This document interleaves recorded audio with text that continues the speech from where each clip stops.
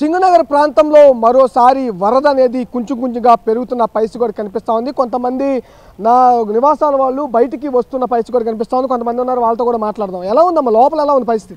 మళ్ళీ బాగా పెరిగిపోయిందండి. నిన్న నడుంలోతు ఉన్నాయి, ఇప్పుడు నాకు ఇక్కడ మెడ వరకు వచ్చాయి, బాగా పెరిగింది. అందుకని ఇంకా బయటకు వస్తున్నాం. లేకపోతే ఫస్ట్ ఫ్లోర్లో ఉన్న వాళ్ళు ఉన్నాం, ఇంకా ఉన్నారు లోపల చాలామంది. ఫుడ్కి వాటర్కి దేనికి ప్రాబ్లం లేదు, అంత బాగా చూస్తున్నారు, అంత బాగుంది. సడన్గా పెరిగింది, మరి అక్కడెక్కడో గండి పూడిస్తే తగ్గుతుంది అంటున్నారు కదా, అది పూడితే సరిపోతుంది. లోపల కింద అయితే ఎవ్వరు లేరు, చాలా మటుకు రెస్క్యూ చేసేసారు అందరినీ. ఫస్ట్ ఫ్లోర్లోనే ఉన్నారు, మిగతా ప్రాబ్లం అయితే ఏం లేదు. అటు వచ్చి ఇంకేమైనా దొంగతనాలు జరగకుండా కొంచెం చూసుకుంటే చాలు. ఎలా ఉంది? వరద వెళ్ళిపోయిన తర్వాత నిన్నటి వరకు కొంచెం క్లీన్ చేసుకునే ప్రక్రియ కూడా ప్రభుత్వం ఏర్పాట్లు చేసింది. ఫైర్ ఇంజన్లను తీసుకొచ్చి మరి కూడా క్లీన్ చేస్తున్న పరిస్థితి కనిపిస్తూ ఉంది. ఎలా అనిపిస్తూ ఉంది అది ప్రభుత్వం ఇలాంటి చర్యలు చేయటం వల్ల? చాలా బాగుందండి. గవర్నమెంట్ పరంగా అయితే అసలు ఇంత ఫాస్ట్గా ఇది జరుగుతుంది అనుకోలే. మాకు ఇవన్నీ పూర్తయ్యేప్పటికి ఓ 10-15 రోజులైనా పడుతుంది అనుకున్నాము. కానీ గవర్నమెంట్ పరంగా చాలా, అది మేము అనుకోవడం అయితే చంద్రబాబు నాయుడు గారి వల్లే సాధ్యమైంది అనుకుంటున్నాం. ఇంత బాగా ఇస్తున్నారంటే అసలు లోపల ఎవ్వరు కూడా ఫుడ్ లేదు అనేవాళ్ళు లేరు. ఎక్స్ట్రా స్టోర్ చేసి పెట్టుకున్నారు. ఇంకా మనకి నీళ్ళు తగ్గక కూడా సరిపోయేంత ఉన్నాయి, వాటరు, పాలు ఎప్పటికప్పుడు. అంతా బాగుంది, అంతా బాగుంది. మీరు ఎక్కడి నుంచి వస్తారు? మాది ఇంద్రనాయక్ నగర్ లోపల. నిన్న మాకు వాటర్ మొత్తం తగ్గిపోయి రోడ్డు వచ్చింది, మేము బయటకు కూడా రాగలిగాము. ఫైర్ ఇంజిన్ వచ్చి క్లీనింగ్ కూడా స్టార్ట్ చేసింది. కానీ మళ్ళీ మార్నింగ్ కల్లా మళ్ళీ వాటర్ మోకాళ్ళ లోతు వరకు వాటర్ వచ్చేసాయి మాకు.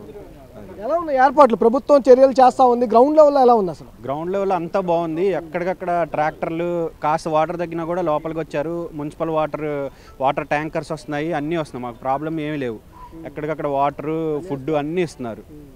మాది వచ్చి ఆర్ఆర్పేట రోడ్డు, అక్కడ సెంటర్లో జిమ్ సర్కిల్ ఉంది. అక్కడ వాటర్ ఫ్లో ఇంకా ఎక్కువ ఉంది. మేము కట్టాలా సరే, మా రిలేటివ్స్ ఉన్నారు, వాళ్ళు తీసుకొద్దామని బయటకు వచ్చాం.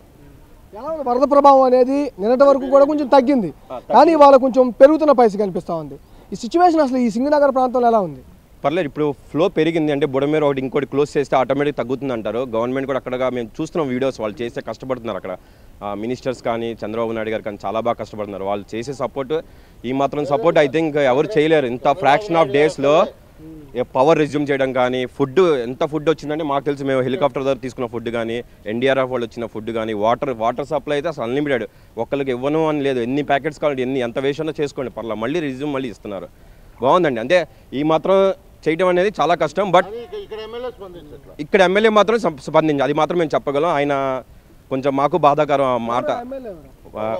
బొండ ఉమా గారు పాపం ఆయన హెల్ప్ చేస్తారని ఆయన వస్తున్నారు, ఆయన చేయాల్సింది చేస్తున్నాడు. కానీ బట్ మాకైతే అంత బాగా. కానీ ఓవరాల్ పాపం ఆయన పైనుంచి 75 years old person Chandrababu Naidu గారు, ఆయన కష్టపడే తీరు మాత్రం it's we have to appreciate it.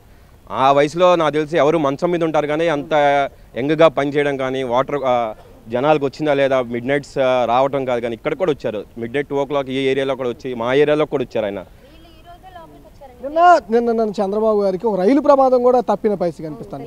వరద ప్రభావిత ప్రాంతాల నుంచి మీరు బయటకు వస్తున్న పరిస్థితి కనిపిస్తుందని చెప్తా ఉన్నారు. ఎలా అనిపించింది మీకు అసలు? అట్లా ముఖ్యమంత్రి ఆ విధంగా పనిచేయటాన్ని చూస్తే ఎలా అనిపించింది? అది తెలుసండి మాకు. మేము అసలు ఈ టైంలో ఆయన ఉన్నారు కాబట్టి ఈ మాత్రం ఉంది విజయవాడ. అసలు లేకపోతే అసలు ఏం లేదు. అసలు ఎంతో ప్రాణ నష్టం ఎక్కువ ఉండేది ముందు. మెయిన్ అసలు ఎప్పుడు లోపల నుంచి బయటికి తీసుకురావడం కూడా ముందు కింద ఉన్న వాళ్ళని సేవ్ చేసేసారు.